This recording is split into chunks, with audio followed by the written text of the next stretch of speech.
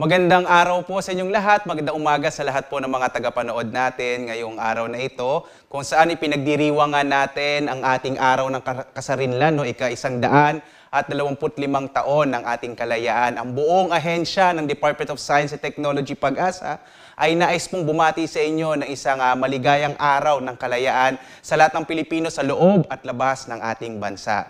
At narito na nga magiging lagay ng panahon ngayong araw ng ating kalayaan, June 12, araw ng Lunes. At makikita ho natin sa ating latest satellite images, nakalabas na ho ng Philippine Area of Responsibility ang bagyong si Chedeng na may international name na Guhol. At sa ngayon nga ho, huli natin siyang namataan na sa layong 1,550 kilometers. So, hilagang silangan ng extreme northern Luzon. Taglay niyo yung pinakamalakas na hangin na umaabot ho ng 110 kilometers per hour malapit sa gitna. At pagbugso na nasa 135 kilometers per hour. Sa ngayon, isa siyang severe tropical storm at inaasahan sa mga susunod na araw ay ito ay posibleng malusaw na patungo sa may bahagi ng Japan.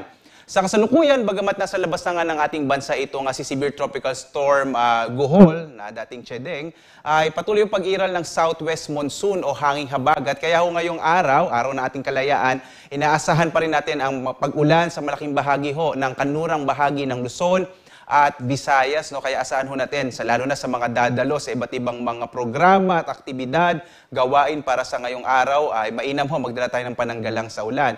Ay iba pang bahagi ng ating bansa, ang Visayas at Mindanao at lalabing bahagi ng Luzon, pwede naman hong makaranas ng mga isolated rain showers and thunderstorms, dulot yan ng mga localized thunderstorms. Dito sa Luzon, inaasahan pa rin nga natin, malaking bahagi ho ng kanlurang bahagi ng Luzon, yan ho yung Ilocos Region, Central Luzon, partikular na yung Bataan, Zambales, ang Kamaynilaan. Gayon din ho ito nga bahagi ng Mimaropa at Calabarzon ay patuloy na makararanas ho ng maulap na kalangitan na posible ho may mga malalakas na mga pag-ulan pa rin ho tayo ngayong araw dulot ng southwest monsoon o hanging habagat. Kaya ho posible magkaroon pa rin tayo ng mga heavy rainfall sa may bahagi ng Bataan, Zambales, sa may Pampanga, gayon din sa Bulacan, Kamaynilaan, sa Cavite, Batangas sa araw ho na ito at gayon din sa Ilocos Region.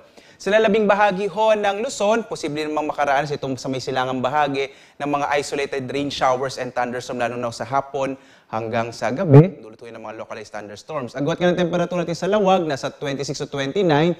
Sa Baguio, 17 to 21. Sa Tuguegarao naman, nasa 25 to 35 degrees Celsius. Dito sa Kamaynilaan, nasa 25 to 31 degrees Celsius. Sa Tagaytay naman, 21 to 29. Sa Legazpi, 26 to 32, habang sa Calayan Island, nasa 26 to 31. Sa Puerto Princesa, nasa 25 to 31 degrees Celsius.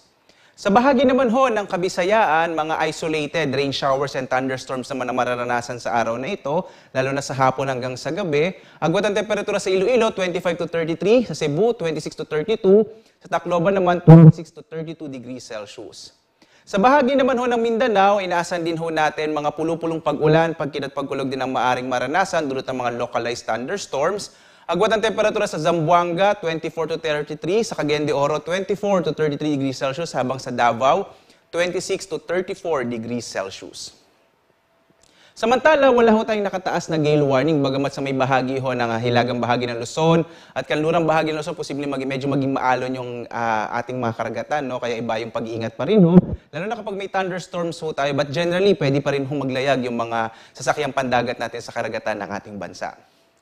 Narito naman ating inaasahang panahon sa mga susunod na araw, makikita ho natin dito sa Kamaynilaan, inaasahan natin by tomorrow, araw ng Martes, posibleng unti-unti mabawasan yung mga pag-ulan na ating mararanasan. Pero posible pa rin yung mga thunderstorms sa hapon hanggang sa gabi. Minsan sa madaling araw, nagkakaroon din tayo ng mga pag-ulan dulot ng hanging habagat. Sa Baguio po, hanggang araw ng Miyerkules, posible pa rin maging maulap yung kalangitan habang sa Legazpi, sa Cebu at Davao, mga isolated rain showers and thunderstorms sa mararanasan.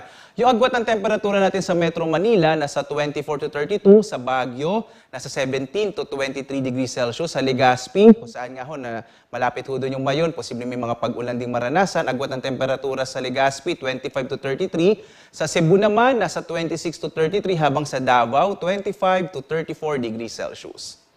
Ang araw natin ay sisikat mamayang 5:27 na umaga at lulubog, ganap na 6:25 ho ng gabi.